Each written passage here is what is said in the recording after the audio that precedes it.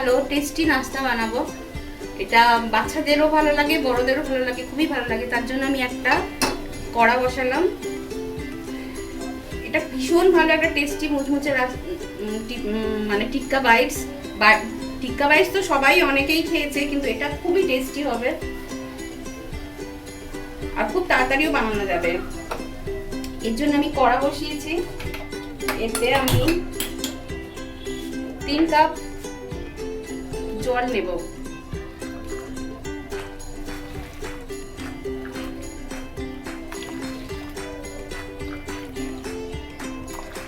জল দিয়ে দিলাম। ওটা জলটা একটুখানি ফুটতে শুরু করলেই এতে আমি দিয়ে দেব 2 কাপ সুজি।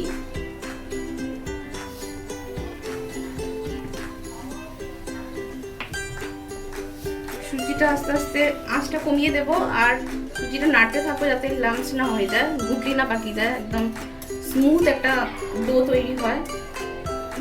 ওই জন্য সমানে নাড়তে থাকবো এটাকে। আমরা অল্প একটু নুন দিয়ে দেব।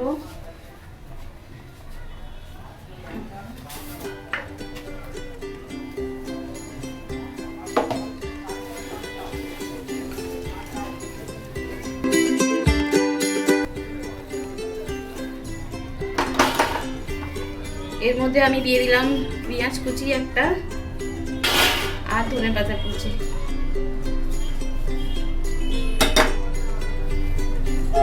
এটাকে এবার মিশিয়ে একটা ডোয়ের মতন অলরেডি হয়ে গেছে, ছেড়ে যাচ্ছে, মানে ডোয়ের মতনই এবারে তৈরি হয়ে যাবে এটা। ব্যাস, জলটা পুরো চলে গেছে। এবার আমি গ্যাসটা বন্ধ করে দিলাম। এবার এতে আমরা এটা ঠান্ডা, খুব ঠান্ডা হয়নি, জাস্ট একটু ঠান্ডা হয়ে এসছে। এর মধ্যে বাদাম আমি এরকম গুঁড়ো করে রেখেছি, একটু বাদাম মুগফলি, ওটা একটু দেবো এর মধ্যে। আর চিলি ফ্লেক্স অল্প একটু দেব।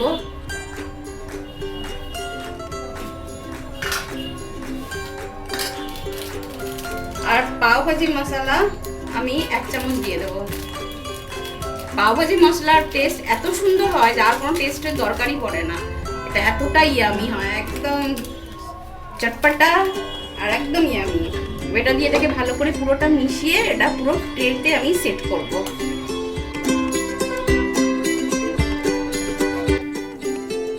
এর মধ্যে আমি 2টো আলু সেদ্ধ করে রেখেছি, এটা আমি স্ম্যাশ করে এর মধ্যে মিলিয়ে দেব।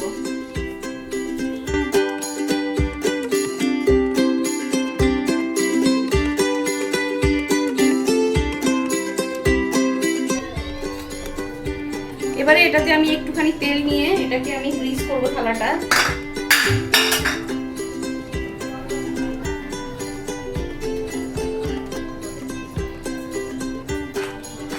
চৌকো প্লেট হলে বেশি সুন্দর হয়, আমার কাছে চৌকো প্লেট নেই তাই আমি থালাটাতেই করব।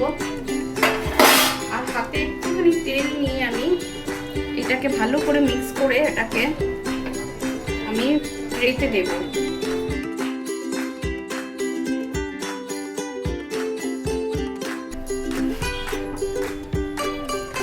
এটা আমি পুরো মেখে নিয়েছি সুন্দর করে।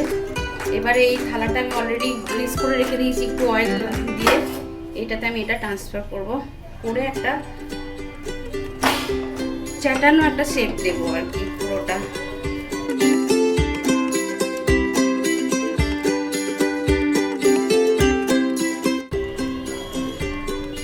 এটা আমি পুরো একদম সেট করে দিয়েছি। এবার এটাকে একটা পিস পিস করে আমি কেটে নেব। এরকম করে আমি চৌকো চৌকো কাটতে পারি, নাহলে পিৎজার মতন করেও কাটতে পারি। আমি এটাকে এরকমই কাটি।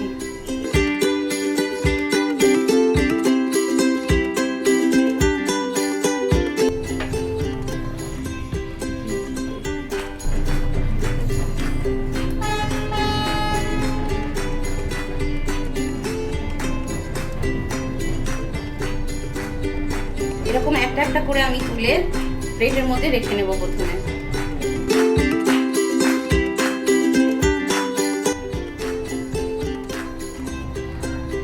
সবগুলো আমি আলাদা আলাদা করে নিলাম।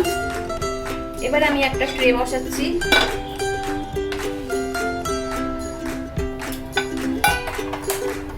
এগুলোকে আমি স্যালো ফ্রাই করবো। এতে আমি তেল দিয়ে দিলাম।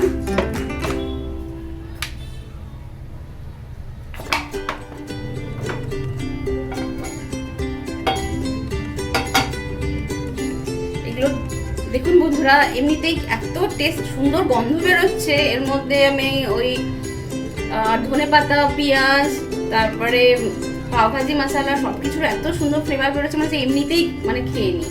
কিন্তু এটাকে আমি ভাজলে এর মধ্যে এত সুন্দর একটা কুড়মুড়ে ভাব আসবে যে একদম ইয়ামি লাগবে একদম। তো আমার তেলটা গরম হয়ে গেছে, আমি এক এক করে এগুলোকে এবারে স্যালো ফ্রাই করবো।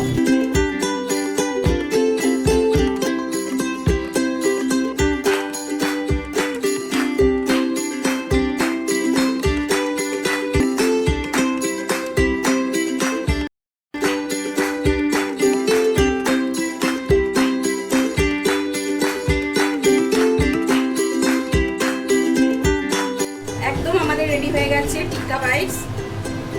দেখুন বন্ধুরা কিরকম মুচমুচে, একদম পুরো উপরটা পুরো করতে পারছি না, কেমন আওয়াজ দিচ্ছে কড়মড়ে।